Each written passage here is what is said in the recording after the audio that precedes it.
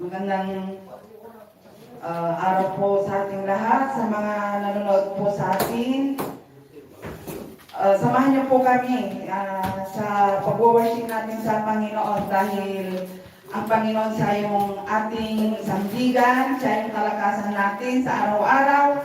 Kahit hindi naman namin mailabas yung talagang perfect sa aming pag-atumbili na mag-deliver po ng magandang ebanghelyo ng Panginoon, pero abot ng aming makakaya sa aming pagmamahal sa ating Panginoon. So, mga viewers po, welcome po sa fellowship po sa araw na ito. More God bless sa ating lahat. So, tawagin natin ang ating.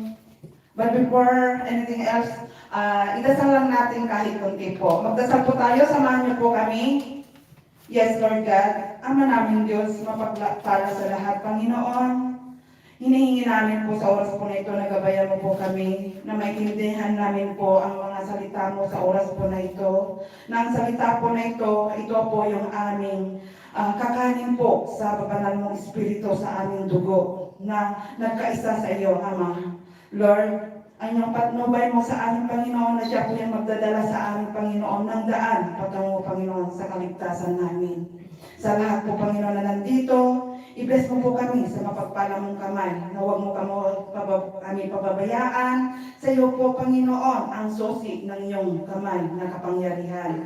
At ganoon din, Panginoon, sa lahat po ng manood po ito sa live po ng fellowship na ito, Panginoon, sa iyong church. Iniimbitahan namin, Panginoong Diyos, na liwanawalhati namin, Panginoon, sa dakila mong pangalan, na i-bless mo rin sila, Panginoon. Iabot mo ang mapagpala mong kamay sa lahat po ng nakakarinig po ito, Panginoon.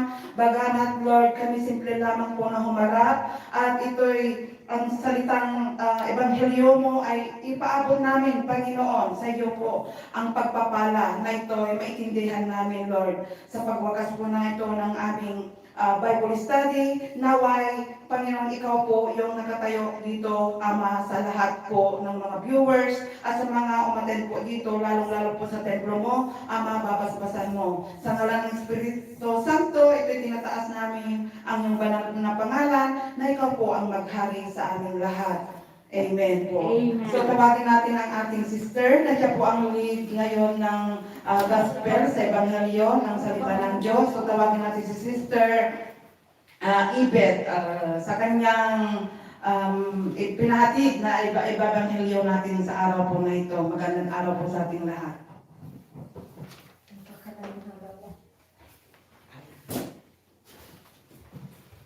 Magandang umaga po sa lahat at maraming salamat po una sa God at kay Ate Sino po. Ang sa araw na ito po ay babasahin ko po yung Psalm 41 verse 1 to 3. Blessed are those who have regard for the weak. The Lord delivers them in times of trouble. The Lord protects and preserves them. They are counted among the blessed in the land. He does not give them over to the desire of their foes. The Lord sustains them on their sickness and restores them from the bed of illness. Blessed is he who considers the poor. Tagalog na lang po. Sinabi po dito na ang idea sa likod ng salitang isinalin dito na mahirap ay maaari magsama ng kahirapan sa ekonomiya. Ngunit ito ay mas malawak. Mayroon itong idea ng mahina o walang magawa. Inilarawan ni David ang mga pagpapalang dumating sa matuwid na lalaki o babae. At ibinubuod niya ang buhay ng isang matuwid ng kanyang pagkamapagbigay sa mga dukha. Hindi inakala ni David na ito lamang ang bagay na minarkahan ng mga Diyos. Ngunit ito ay isang makabuluhang bagay. So, sa pagsasalamin ay isinasaalang-alang niya ang mahirap sa mahina. Walang magawa at hirap ay isang malawak na sukat na matuwid ng lalaki o babae. Nagtitiwala sa Diyos na handang magbigay mula sa kanyang sariling mapagkukunan. At sinabi rin na kailangan mabait sa mga nangangailangan. Kailangan tumulong tayo, hindi lang sa hihingi tayo, yung sa ating pansarili. Kailangan hindi tayo maghihintay ng anumang kapalit. Kailangan mayroon tayong generous heart. Mapagbigay ng puso, parang hindi naman lahat ng ano kailangan na ibibigay, tulong tayo ng tulong, tapos hihintay tayo ng mga kapalit. Nagbibigay para sa kanilang kabutihan, hindi lamang upang mapasaya ang kanyang sarili. Isinasaalang-alang ang pagpapahiwatig ng pagbibigay ng maingat na pag-iisip sa sitwasyon ng mga taong ito kaysa sa tuluyang tulong. So sa reflection po ng labis na gawaing kawang gawa ng mga relihiyosong panlipunan at pampolitikong mga organisasyon ay nabito sa hakbang na ito. Siya na sinasaalang-alang ang mahirap, pera at tulong ay ibinibigay, ngunit sa isang paraan upang mag-ambag sa talamak na pagkandili at malalim na nakatanim ng mga problema panlipunan. So parang sa atin yung hindi lang pansarili, parang sa buong sanlibutan kailangan maging parang tanggapin natin sa puso natin na marunong talaga tayong tumulong sa kapwa.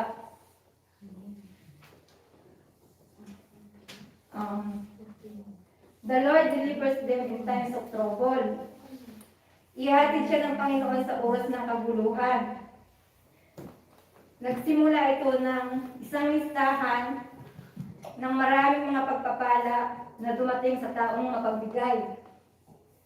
Totoo ito lalo na sa ilalim ng matandang tipan, kung minsan ay tinatawag ding Masayat na tipan. Isang mahalagang aspeto ng tipang iyon ay mga pagpapala para sa pagsunod at sumpa para sa pagsuway.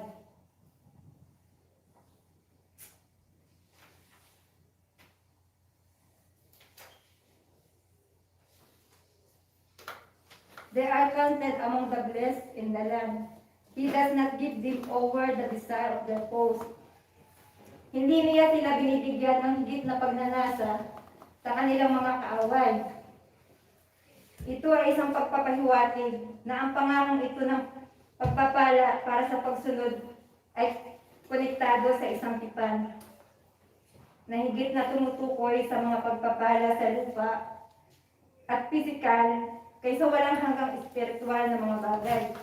So, yung mga bagay na walang parang hindi lang sa isang material na bagay kailangan ng tao. Kailangan mag-impok tayo ng maraming pagpapala, hindi lang yung parang yung mga kayamanan, hindi lang sa isang material na bagay, kundi dahil hindi naman natin ito madadala sa kabilang buhay. So yung kabutihan ng puso sa kapwa, yun ang kailangan nating pag-impukan para madala sa kabilang buhay. The Lord sustains them on their sick bed and restores them from their bed of illness. So inaalalayan sila ng Panginoon sa kanilang higaan at pinanunumbalik sila mula sa kanilang higaan ng karamdaman. Karamihan sa mga komentarista ay naniniwala na ang pagdurusa at mababang kalagayan ni David sa salmo na ito ay sanhi ng karamdaman. So nagtitiwala si David na pagpapalain siya ng Diyos para sa kanyang dating kabutihan sa mahina at sa mga nangangailangan. So, masigit na pinagpapala ng Diyos ang may mabubuting puso At hindi natin kailangan na maging mahina. Kailangan lagi tayong malakas para sa Amen. kapwa natin. So, lahat ng problema, kailangan tatawanan mo lang. Kasi pag yung problema, ibinigay ng Diyos yun, hindi para tayo isubukan, kundi para maging matatag. Ayun lang po at maraming salamat po sa inyo.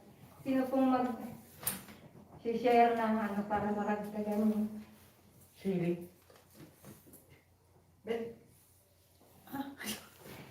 Bel, long time.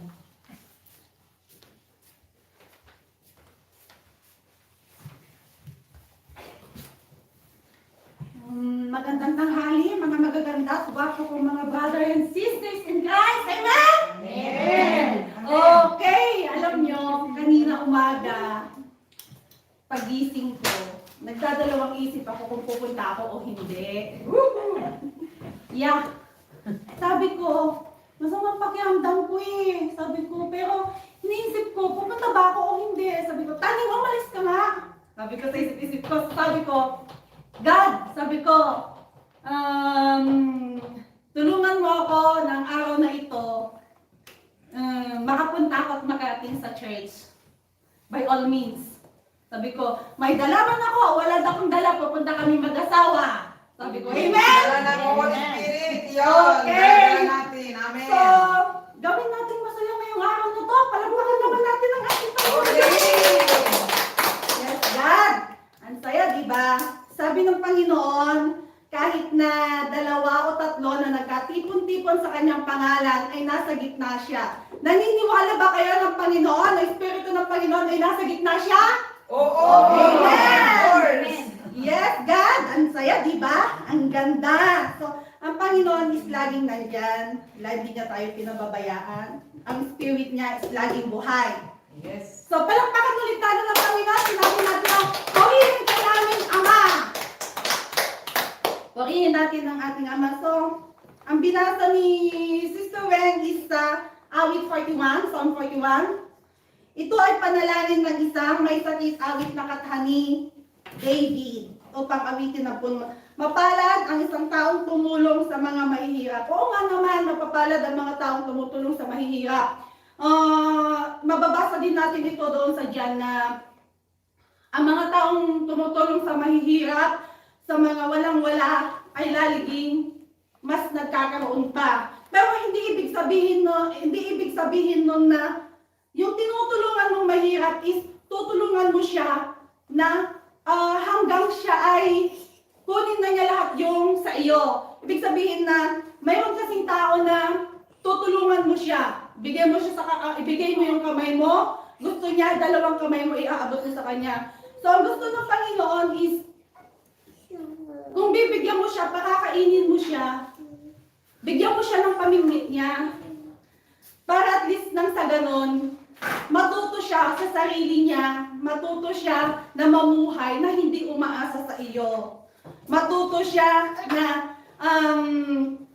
maging modelo ka niya kung paano ka nakarating sa kinaroroonan mo. Hindi po masama ang tumulong, lalong-lalo na sa mga mahihirap. Sabi nga, napakapalad, di ba? Yun yung sinabi ng Panginoon na sinabi niya doon sa salita niya na nung may sakit siya, pumunta siya, nung nasa kulungan siya, dumalaw siya, nung nagugutom siya, pinakain siya. So ang tanong ng ano sa kanya is, kailan ka pumunta sa akin, Panginoon, di ba? Kung sino man yung lumapit sa akin na isang mahirap, ako na yon. So, ibig sabihin, kapag ka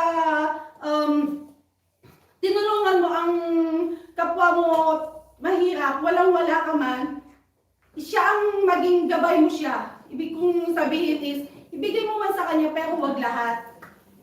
Tulungan natin siya pero hindi lahat-lahat ng pagtulong is ibibigay natin sa kanya. Si Yahweh ang bahala sa atin, bibigyan niya tayo ng siksik, liglig at umaapaw. Sa atin din mga kasalanan, kung tayo man nagkakasala, lahat naman tayo is nagkakasala, lahat tayo walang perfecto sa atin.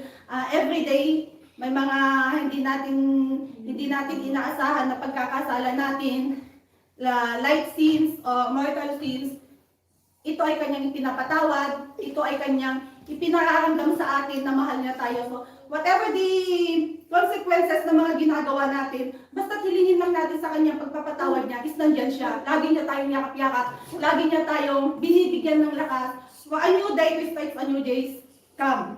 So, pag si Yahweh ang kasama natin, pag ang Spirit ang kasama natin, hindi niya tayo papabayaan. Lalong-lalo na kapag kayong mga time na down tayo, kapag kayong time na walang-wala tayo, minsan may isang tao na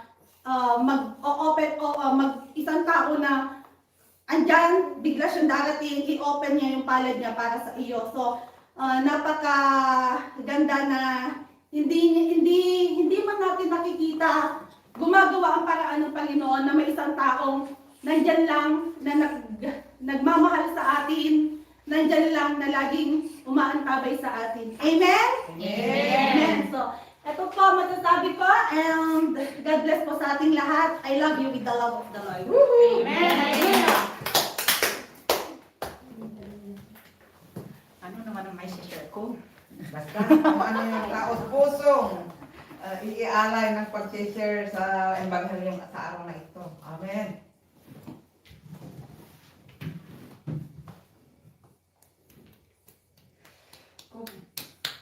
Good afternoon everybody, mga sisters and brothers. Yun sa binasa niya, ang may share ko lang, yung sa pagtulong, di ba? Sa pagtulong yun.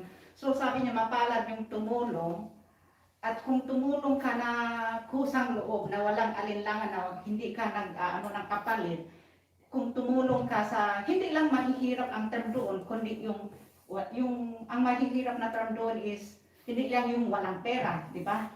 Yung kahit ng pera ko, kung nagkasakit ka, in terms of situation, mga ganon, kung may tumulong sa kanila, parang ganon, hindi lang pera yung kinakapos or weak, parang ganon. So, kung tumulong ka, kung willing kang tumulong na hindi ka naghihintay ng kapalit, mas lalo kang aanuhin ni Holy Spirit or Jesus, palitang andyan siya na tinulungan mo yung iba, pero andyan din siya na tumutulong sa iyo kung nakatulong ka sa ibang tao na walang hinihintay na kapalit or something. Yung willing talaga yung niya. Kaya andyan si Jesus Christ na kung nakatulong ka na, ay nakatulong ka sa ibang tao, andyan siya na susuporta sa iyo. Yun lang ang may share ko kung yun lang may share ko. Amen.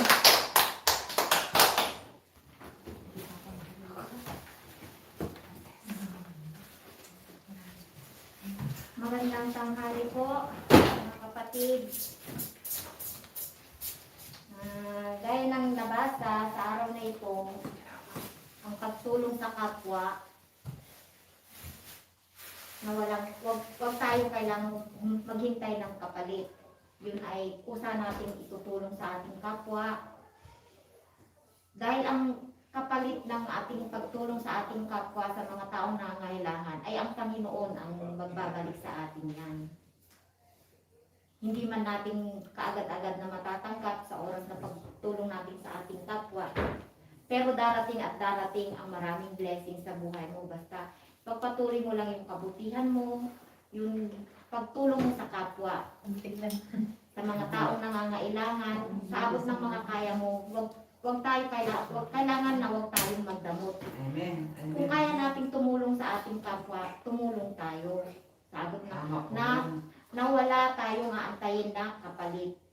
Dahil ang Panginoon, ang laging naririyan, pag nakikita niya kung ano ang mga kabutihan natin nagagawa sa kapwa natin, ang Panginoon ang magbabalik sa atin ng ating mga kabutihan. Ang Panginoon ay laging naririyan sa tabi natin, na nanonood sa atin kung ano ang ating mga ginagawa. Sa mga taong nangangapos-palad, sa mga taong nangangailangan ng tulong natin, ba't di natin gawing tumulong kung kaya natin tumulong? Kahit sa maliliit na bagay. Sa mga taong nangangailangan, sa pamilya natin.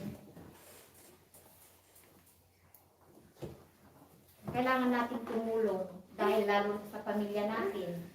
Sino ang tutulong kung hindi tayo mga kapamilya? Lalong-lalo na sa mga taong kapuspalad na wala nang makain. Kayanin natin na tumulong sa kapwa natin. Dahil yan ang itinuturo sa atin ng Panginoon. Na huwag magdamot sa kapwa. Magmahalan ang bawat isa. Nang sa ganun, magkakaroon ng kapayapaan ang ating buhay, katahimikan at kasaganaan. Kung tayo mga mabubuti at patuloy na tutulong at magbibigay sa mga taong nangangailangan. Ito lamang po mga kapatid ang mai-share ko. Tumulong tayo na huwag mag-antay ng kapalit sa ating kapwa. God bless us. Amen. Amen.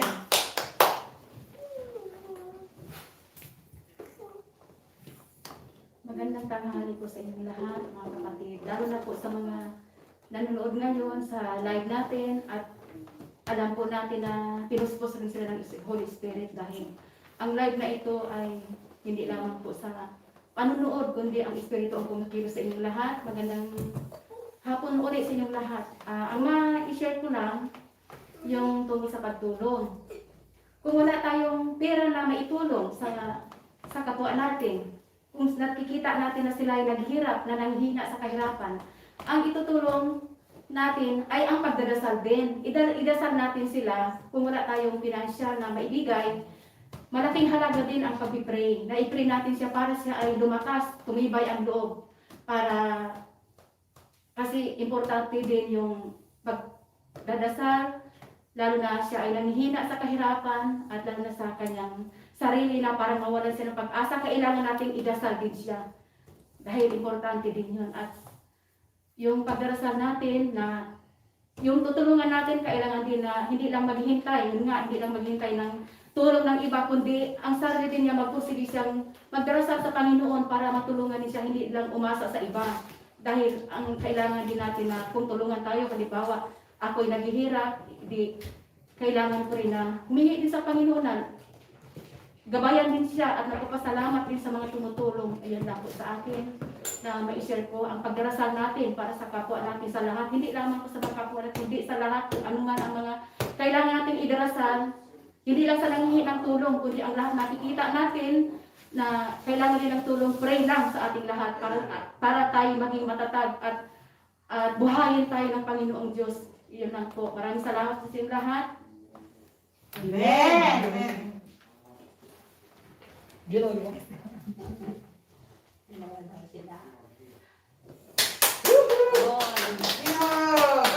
Magandang tanghali po sa atin lahat. At sa lahat po na hindi po nakadalo sa templo sa oras na ito, naway ang Panginoon din ay gagabayan din po kayo. At naway ang mga viewers na andyan, pagkalooban po din Panginoon ng pagpapala at kalakasan sa araw-araw at baguhin din po ang mga buhay at panghanap buhay sa araw-araw Panginoon, lalo na po sa panahon ngayon na alam po namin na naghihirap din po ang lahat po ng buong sanlibutan, Ama. Kaya Lord God, ipaabot mo po ang iyong mapagpalang kamay sa lahat po ng mga anak niyo po nangangailangan.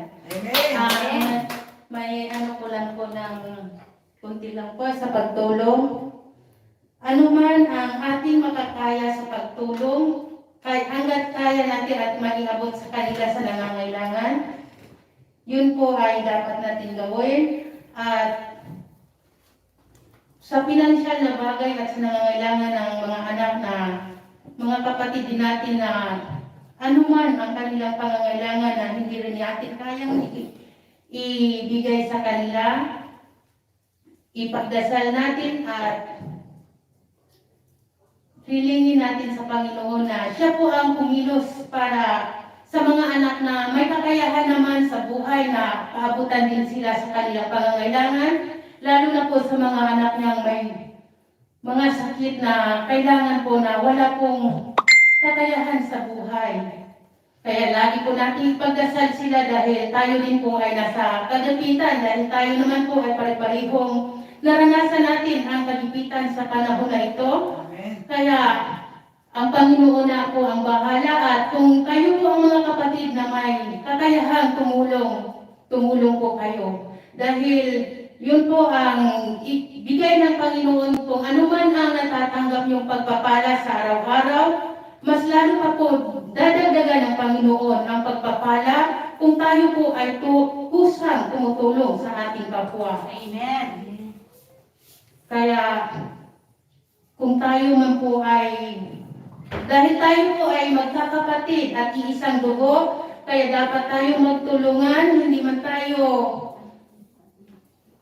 mayaman o anuman, basta anuman ang kaya natin maitulong, yun po ay gagawin natin, basta yung kusa sa pusot natin kalooban na pag-abot sa kanila. At hinihiling ko rin po sa Panginoon na Lord God, sa lahat ng itong nangyayari sa sanlibutan, itong mga virus na ito at anuman ang mga trahedya nangyayari sa lahat ng sanlibutan. Kaya pagtulungan natin at magkaisa tayong magdasal upang ito po ay mawala na po ang lahat ng paghihirap natin sa tulong at gabay ng Panginoon. Salamat sa Diyos. Amen. Yun lang.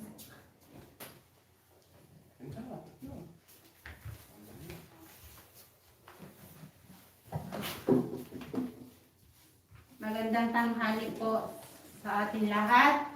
At higit sa lahat, tayo magpapasalamat sa ating pong may kapal dahil sa kabila ng mga pagsubok, mga ating dinaranas ngayon, lalong-lalo na itong virus na ito, ay nandito pa rin tayo na kumikilos at nakikipagsapalaran para sa ating mga pangkabuhayan. At sa higit sa lahat, Panginoon, kami po ay humihingi ng kapatawaran po sa lahat po ng aming mga kasalanan na aming nagawa, sa isip, salita at sa gawa, sa lahat po ng aming mga pagkukulang. Patawarin mo po kami at iadya mo kami sa lahat ng masama. At ganun din po na ipagkaloob mo sa amin, Ama, ang iyong makapangyarihan. Kukupin mo kami sa iyong spiritual na banal.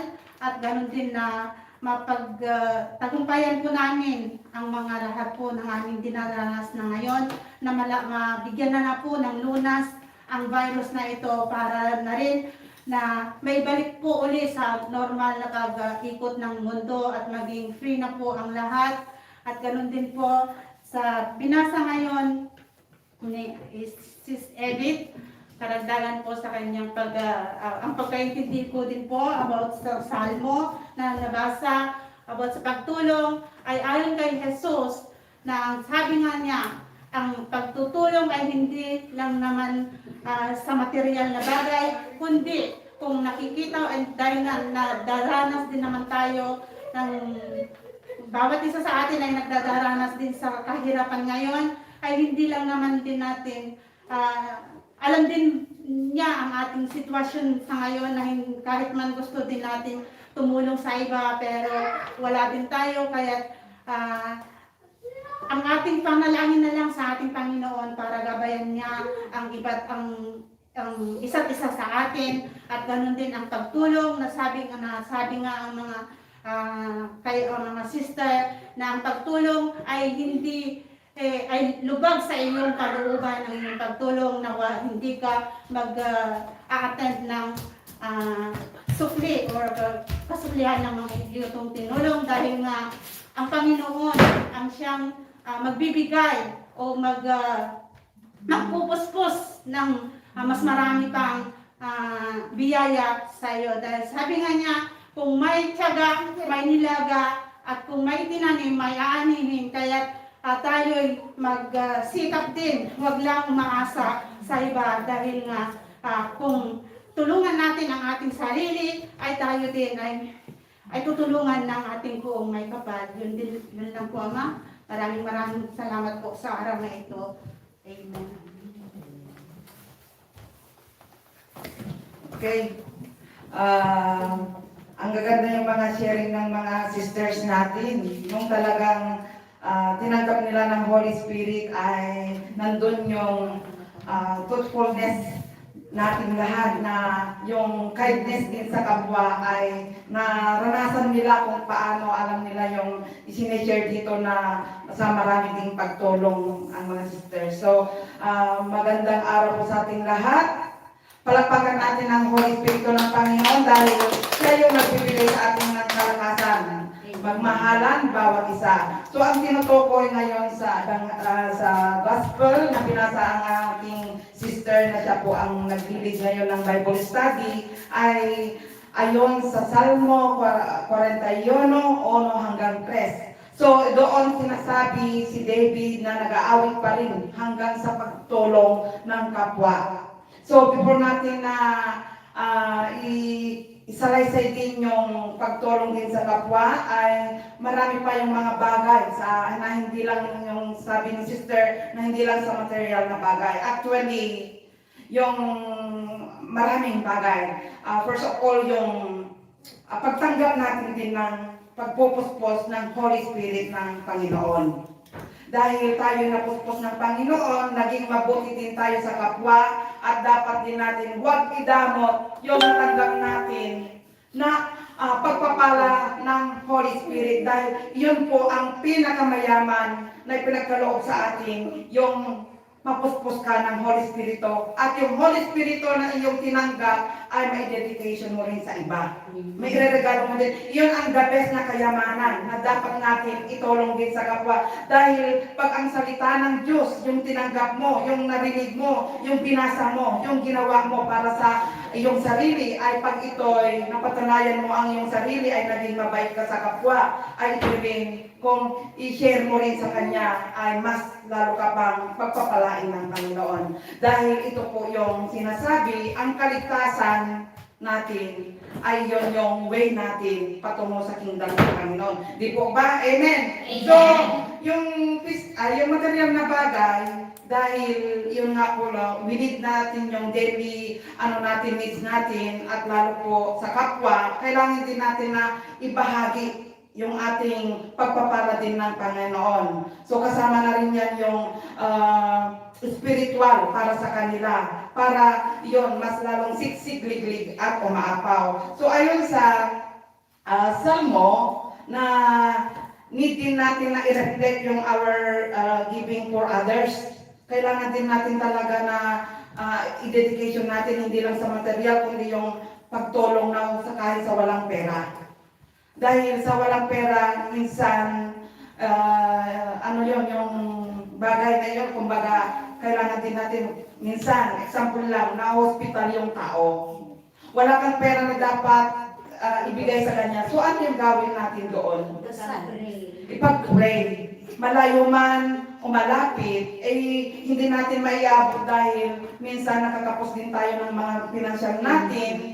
Kailangan din natin ang ating conscience with the guidance of Holy Spirit, yung with our confession sa Kanya ay dapat natin i-bless. Kahit malayo man sila, ang Panginoon, nakikita ang bawat pananalig natin na ito'y pakinggan man lamang ang Panginoon yung ating pagmamahal sa kapwa ay kung hiningi natin sa Kanya na Lord, wala akong mayabot ng financial kundi ang aking tinanggap na panalangin para sa nangangailangan ng tulong. Dahil pag ikay kumilos ka sa iyong banal mong pag-pray, dahil ang pray ay ito po yung the best medicine sa ating di lahat. Unang-una, pray pa rin yung unang solusyon ng ating mga problema, ang ating dinadala sa ating buhay. So napaka-importante po yung pray. So dapat natin iabot yung pray natin sa kapwa. Diba? Yon, the best talaga iyon. So ang Panginoon din,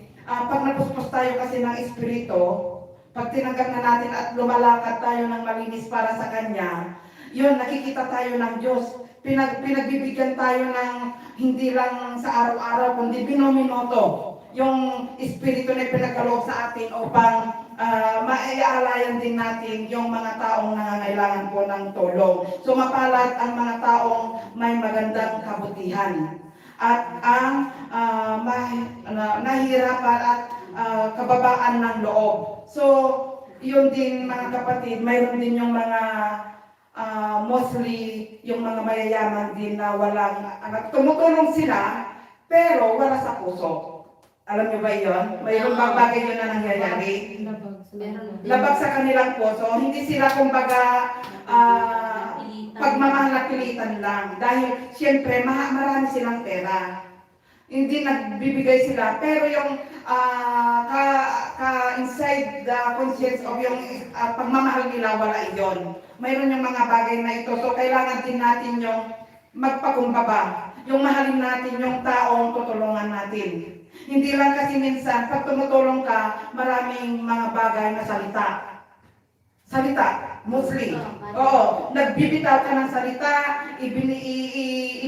ano ba yan, ikinikismis mo rin sa kapwa na tinulungan ko siya, ganon, ganito, o diba? So, kung tayo tumulong na dapat natin na tayo na lang, kumbaga sana ang nakakaalam. Dahil ang Diyos, siya yung nakakakita sa atin, ang bagay na yun sa ating pagtulong, at siya yung nakapagbibigay sa atin ng solusyon, ano man yung mga hirap natin dinadanas, ay siya yung nagbibigay sa atin ng siksik, liglig at maapaw. Hindi tayo pababayaan, even doon na nandyan po tayo sa kalaliman ng mga trials o pagsubok. Pag ang Panginoon nakita kanyang very kindness ka sa kapwa, mahal mo ang kapwa, alam mo ang Panginoon, iingatan tayo sa anumang dakong maparoon tayo, yung kanyang mapagparang kamay ay talagang aanon ka, i-bless ka talaga. Kasi napupuspos ka na yung banal ng Espiritu ng Panginoon, alam na niya na ikaw ay mabuti kang tao sa kapwa mo at nakapagtulong ka pa ng marami. So mapapalad yung mga taong nagpapakumbaba at may kabutihan sa loob. So kagaya ng pagpakumbaba ay kailangan din natin na ilayo din tayo ng bagay sa mga bagay ng kontra sa gawa ng Satan. O kasi, ano ko lang ha, kasi yung gagawa-gawaan ng Satan din, mayroon din yung mga bagay na nagpapahirap din sa atin. Yung nagpapahirap na yun, minsan yung isipan natin, imbes na deserve tayo sa kapwa na magtulong, pero yung Satan, siya yung naghahadlang minsan din yung pagbigay natin. Dahil klinoklos niya yung mind natin na wag kang tumulong. Kailangan din natin na i-review din sa ating pagpupuri, ating tinanggap, na kailangan din natin na pag darating yung negative, yung mind natin, ay kailangan natin gumising. Liwanagin natin ang isipan na kailangan natin i-review sa gawa ng kaaway dahil minsan nandyan yung selfishness yung ating sarili na hindi huwag kang magbigay. Mamaya walang utang na loob, hindi ka tutulungan. Oo, hindi ka tutulungan someday. Pero alam ninyo, kung yun yung way ng Satan sa konsensya ng bad spirit, kasi sabi na later on, hindi ka matutulungan someday. Huwag mo nang tulungan yan. Kasi maging bastos yan sa iyo mamaya. Siya yung magbabackfighter sa iyo mamaya. Di ba? Sabi yung kaaway yan. Pero dapat iyon, huwag kang makinig. Kasi kung nakinig ka iyon, hindi ka nakikita ka ng Diyos yun kasi mas marunong pa sa kaaway ko kaysa akin, dapat hindi maging positive po tayo. Basta kaya natin iabot yung pagtulong natin, huwag tayong nag-negatibo. Hayaan lang na i-rebuke natin ng kaaway. Mas kailangan natin na we accepting the Holy Spirit, yung love ng Panginoon para sa love natin sa kapwa. Kasi iyon ang the best way para natin mahalin natin din ang kapwa. So, andun yung sabi na the Trinity of love ay you love yourself, you love the others, ganun ba? And especially our God. So, yun po yung gagawin natin sa buhay, hindi po tayo makasarili. Buksan natin palagi ang ating puso, yung mind natin, especially yung talagang pagmamahal, yung deciment ba yun?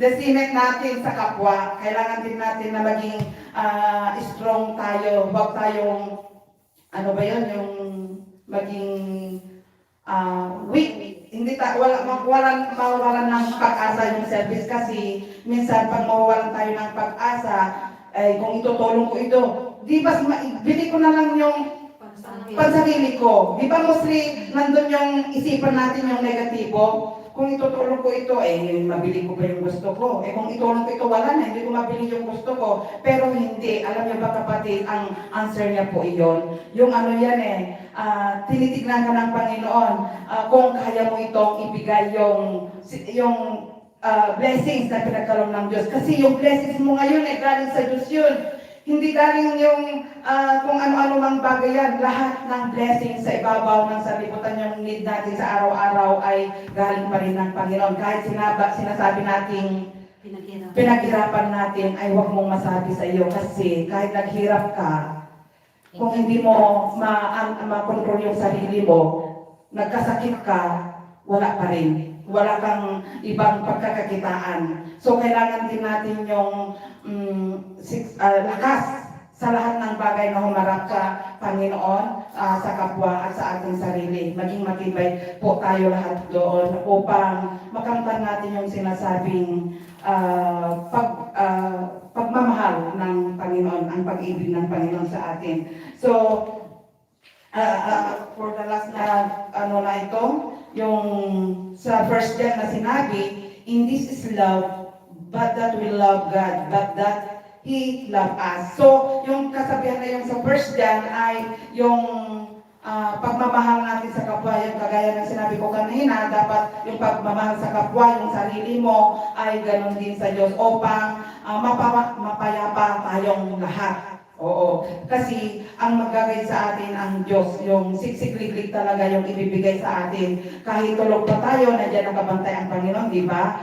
Sinong makapagsasabi na tulog ka, bukas,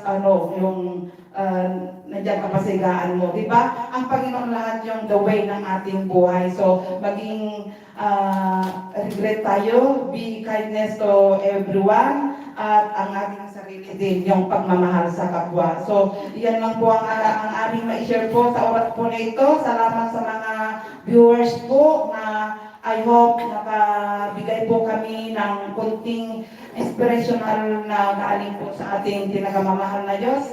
Sana'y huwag natin itong i-close ang ating kamay, ang ating puso, at yung mind natin. Dapat i-open natin lahat sa kapwa. Huwag maging selfish sa sarili, huwag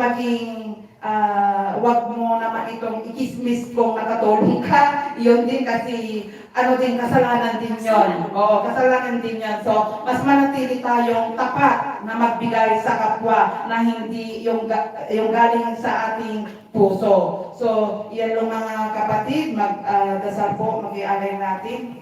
Buksan natin ang ating puso at isipan para ialay natin yung araw-araw nating kalakasan sa Panginoon dahil ang Panginoon ang siya ang nagbibigay ng lakas sa araw-araw. Yes, Lord. Heavenly Father, we thank you for the source of our strength, that the work of your Holy Spirit, that the serving in the work of Satan, that will be unmasked and we make the strength available to you.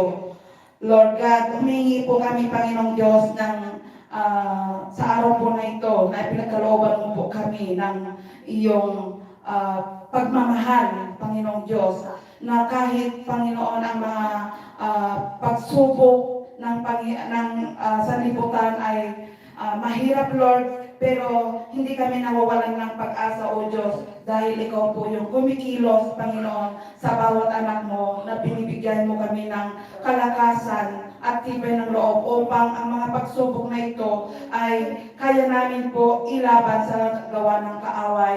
Naniniwala po kami, O Diyos, nang yung pagmamahal mo sa bawat isa ay makapangyarihan. Dinibless mo pa rin kami, Panginoon, na sa araw-araw namin na pangangailangan, Lord, ay nandiyan pa rin, Panginoon, ang mga anghel mo upang dalhin, Panginoon, ang pagpapala sa aming pintuan. Kaya, O Diyos, kumakatok kami sa araw po sa iyong pintuan, sa lahat po, Panginoon, ng mga nangangailangan, especially those, Lord God, na napupuspos ng banal na espiritu, na siya'y dinadakila sa iyong banal mong pangalan, na nagpupuri ng buong pag-aalay po sa iyo, Lord. Kami bumuburi sa iyo, Panginoon, magpakailanman. Napakinggan mo po kami ang lahat, Panginoon, ng iyong ang aming pag-ibig po sa iyo, Lord God, na manatili ka para sa aming tinanggap, Panginoon, na kaliwanagan ng aming daan patungo sa iyo, Father God.